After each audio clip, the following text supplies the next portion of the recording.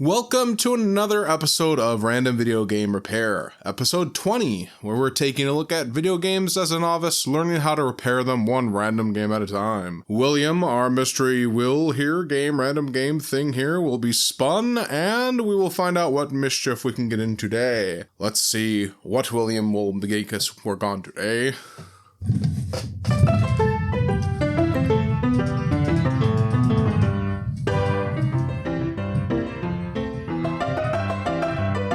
DS? Yeah, close enough, DS. We will be working on DS today. Thank you, William.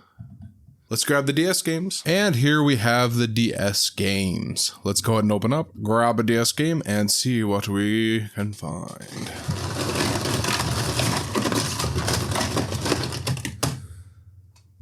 And the game we're working on today is Tinkerbell. All right, let's go ahead and check it out, see what's wrong with it. And let's see, what is wrong with you, Tinkerbell? Let's go ahead and test it out and see if there's any signs of life. And it works. Well, okay. There is absolutely nothing wrong with this game. Okay, so that works. Actually, my mom bought a couple of games. I think this is one of them. I just took them and threw them into the rest of the box. So that's probably what the deal is. And yeah, let's go ahead and grab another one. Actually, I'll go ahead and look this one up, see what it's worth real quick. And yeah, good news, folks. This game is actually worth $15. So that's actually pretty good. Not bad at all. All right, let's go ahead and grab that DS box and go ahead and we'll throw that into the sell pile. Grab the DS games again and pick another one out. Most of these games I tested, but a few of them, all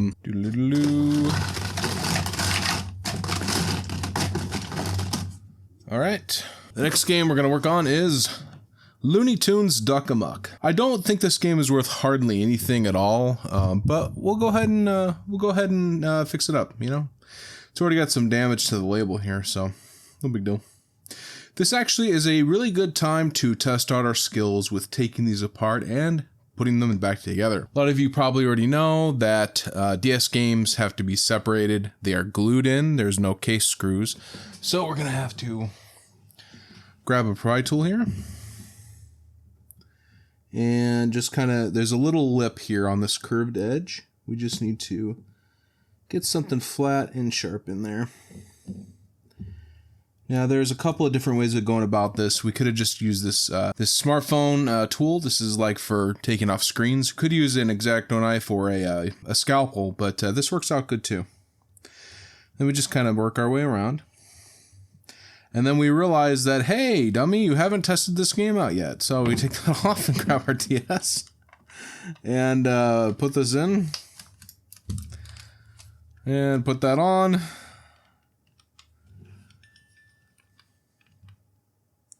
There's no gaming started. That's good because that was a little silly of me. All right, now we know that it's not working. Come back out here and just go ahead and once we get it worked in, it's pretty easy to get apart. And we'll just go ahead and make our way around. We don't want to damage the circuit board. Now, there's two ways of going about doing this. The first way is we completely separate this case. And I think we're going to go ahead and do that just to give ourselves a little bit more experience. And just separate it, break the glue. And there we go. And we're just going to peel it away, and there we go. And as you can see, no clips at all. So just take a look at this thing, and definitely have some corrosion, buildup, gunk on the contacts. We'll go ahead and clean those contacts up real quick. And as usual, we'll be using some glass stove top cleaner from Wyman. Oh, look at that. That is weird. Check this out. Look at that. It's like some sort of goo. Some sort of residue?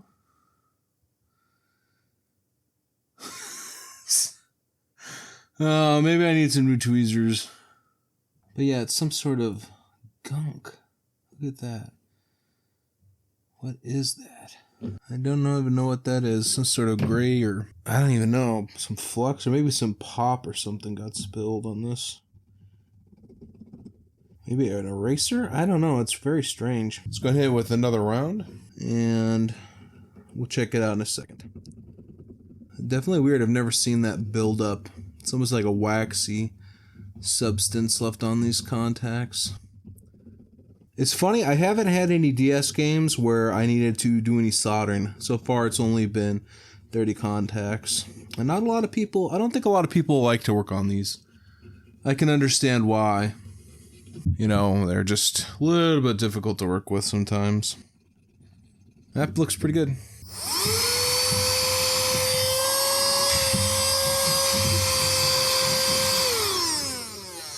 Alright, and now what we do is take some isopropyl alcohol, 91%, and go over these contacts, make sure we don't leave anything on.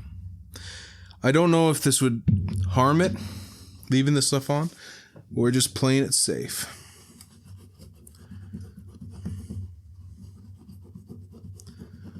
Alright. I think that is probably going to do it. Looks really good. Got some more build up here. I don't know if this is right in this corner here. I don't know if this right here is build up or if it's maybe a pit. Now it looks like it might be more build up maybe. Yeah. I think a little bit of that came up. It should be okay. Let's go ahead and test it out now. And to do that, we just take both of our halves, put the game back in its place.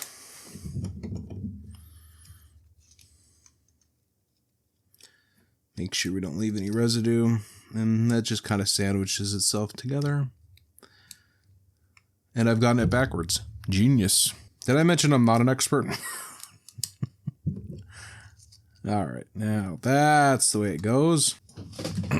Now we're just going to put this in and turn it on.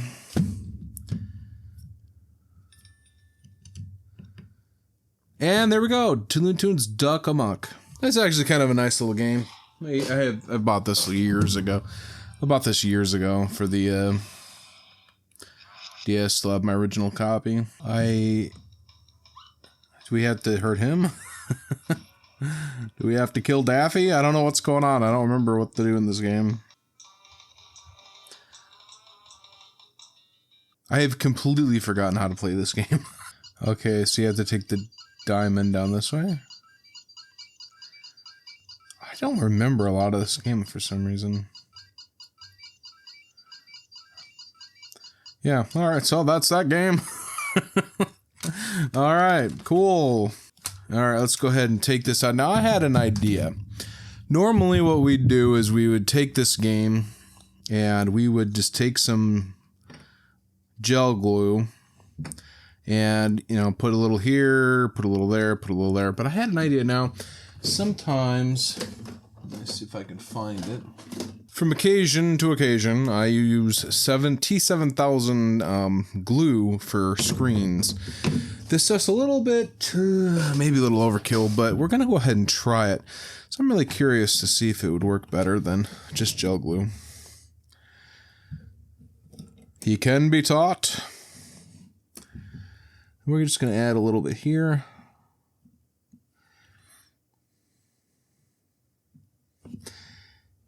And until we realize that our thing isn't working. And we add a little there, a little there, a little there, a little there. Is this the right way to do it? Probably not, but hey, it might work. If it works and it's stupid, is it stupid?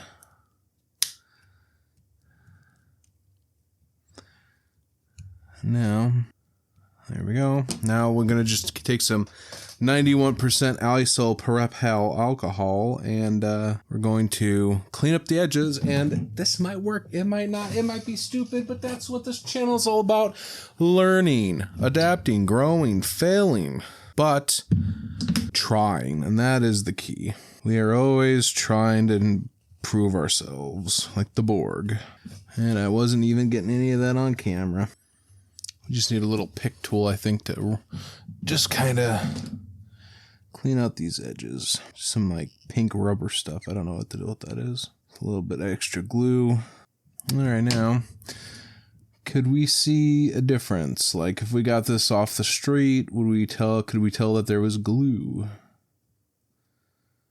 I don't know. Looks pretty good to me. Maybe if you looked really close, you could probably see something.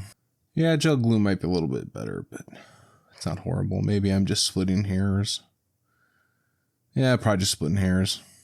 It's not bad. And now it's waterproof. No, just kidding. But still. T7000 I think is waterproof, but no, this wouldn't be now. But hey, I think that worked out pretty good. You could probably tell a little bit like in this corner maybe, right up in there. It's not horrible though. Maybe if you clean that out a little bit more. Like how honestly, what do you guys think? Does this look good?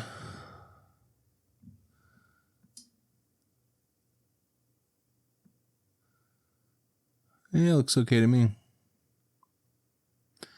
A little shiny maybe. Yeah, not bad. All right. I might use that in the future. I don't know. I might just go right back to gel glue. I don't know. I mean, yeah. You also have to make sure that this thing doesn't just pop apart because it probably is loose down here maybe. Let's do the drop test. Yeah, it worked. I mean, the label is kind of messed up here, but I don't know what you would do with that. Maybe a well, I don't know what I'm not sure what the you do about this case. Maybe I wonder if that's ink. Should we try a little bit of isopropyl alcohol just for grins? Why not? We ain't got nothing better to do. This might also damage the case, but we'll see. Or the label rather. Nope, nothing's coming up. All right, well, I mean, it's acceptable. You know, I might have just messed that label up a little bit more, so. But yeah, I'll check the price out. I don't think it's worth hardly anything. Yeah, not great. Unfortunately, it's probably about a $6 game, so we'll just go ahead and throw it in a corner. The back is in really good shape, so maybe we'll use this as parts.